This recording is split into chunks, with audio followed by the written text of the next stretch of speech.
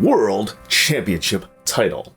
A lot of people feel that in order for a belt to live up to that reputation, it actually has to be defended around the entire world. But moreover, instead of just being defended elsewhere, how about it actually changing hands in different countries? Well, when it comes to WWE's world title belts, that has happened on more than one occasion, and that is the topic of this episode. Because today...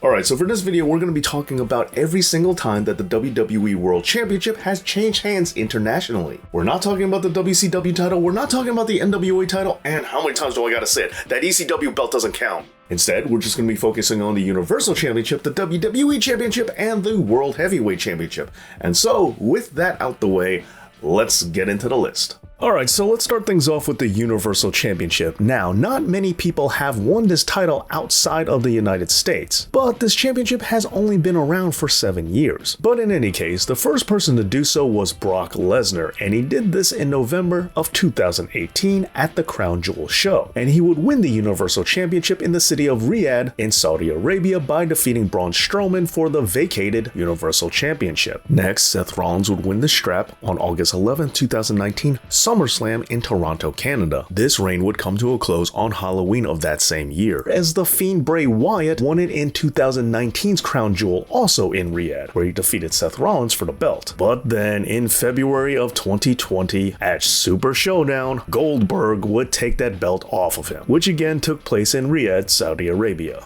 Alright, well that's not so bad. I mean, the amount of times that the belt changed hands internationally, I'm not talking about the quality of those title changes. Anyway, 3 times in 7 years, I would say that's a pretty global title. Although, not much of a universal one since it hasn't been defended anywhere else in the universe but Earth. But speaking of Earth, let's move on to the World Heavyweight Championship. Now, I'm not talking about the one that Seth Rollins currently has, as that has only been won internationally once, but it's also only been won once, period, because, well, it's brand new, you remember, it just happened. So instead, let's focus on that first World Heavyweight Championship for WWE, even though, as far as the world part is concerned, it really didn't see all that much action. The original WWE World Heavyweight Championship changed hands internationally when Randy Orton won his first world title, which he took off of Chris Benoit. And even though he was going against Benoit, this happened in Toronto, Canada. Benoit losing in Canada. Oh wait, I forgot he was being billed from Atlanta at the time, so I guess that doesn't count, right? Now, this brings us to our first debate, because quite possibly this could be the first and only time in all that belt's history that the title changed hands in another country. It all depends on how you feel about Puerto Rico. Now look, I don't want to get into a debate over whether or not Puerto Rico counts as its own country, but you'll be sure that if I didn't at least mention this, somebody would be complaining down in the comment section. I really can't win either way. And so I'm just going to present to you this title change right here, and you can do whatever you want with this information. Back in 2005, for the show New Year's Revolution, Triple H won an Elimination Chamber match for the vacated World Heavyweight title, where he bested that of Randy Orton, Chris Benoit, Dave Bautista, Chris Jericho, and Edge. Now, in case you were wondering who was the champion before the title was vacated, well, that was, yet again, Triple H. Yeah, they took the belt off of him just to give it right back. I really don't miss the Reign of Terror at all. Anyway, again, this happened in San Juan, Puerto Rico, so do with this information what you will.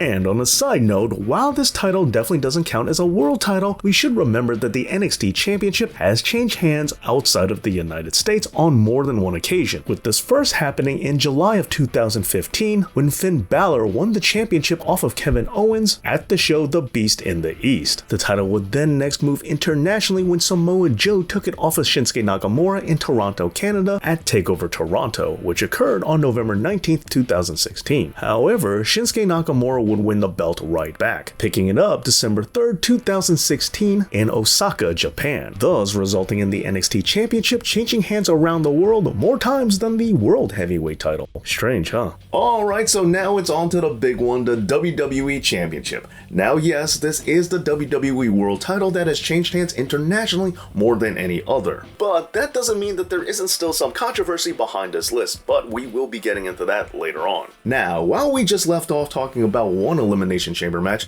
let's start this new list by talking about, well, another one. Okay, so for this one, let's work our way backwards. Starting with most recently as of this recording, the Elimination Chamber in 2022, where Brock Lesnar would be victorious over Matt Riddle, Seth Rollins, Bobby Lashley, Austin Theory, and AJ Styles. This was preceded by AJ Styles finally taking the belt off of Jinder Mahal in Manchester, England on an episode of SmackDown that took place on November 7th, 2017. Allegedly, the reason why this happened is because for Survivor Series, it was going to be a champion versus champion match, with Brock Lesnar taking on the WWE Champ, and he refused to work with Jinder Mahal. Well, I hate to give Brock credit, but in this case, I am very glad that he decided to put his foot down. And as a result, AJ Styles would be the first person ever to win the WWE Championship overseas.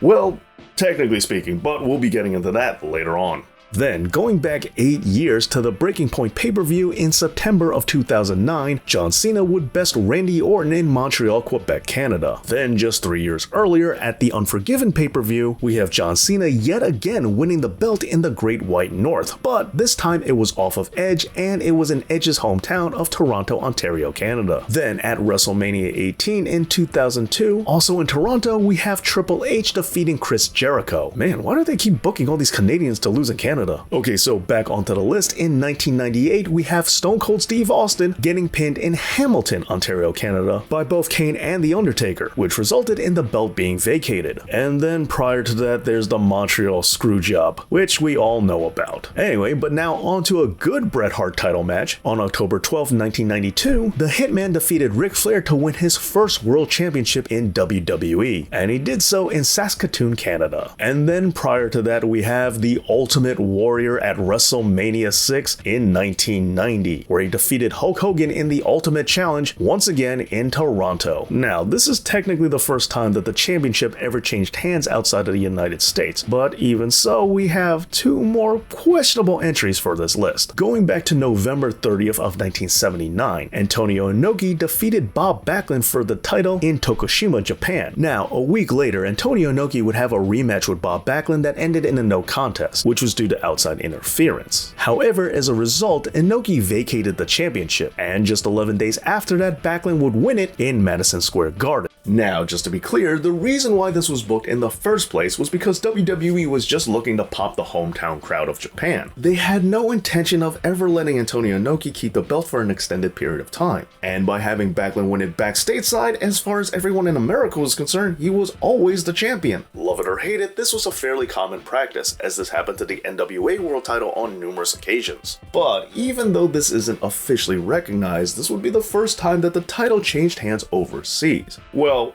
kind of. You know what? We still have one more entry on this list, and that's with the original Nature Boy, Buddy Rogers. Because while he wasn't awarded the belt until April of 1963, in an event that happened in the Capitol Arena in Washington, D.C., the kayfabe answer is that he was being awarded this championship belt because he won a tournament that took place in Rio de Janeiro. But here's the thing, that tournament never actually happened, so I guess this counts, but only in kayfabe.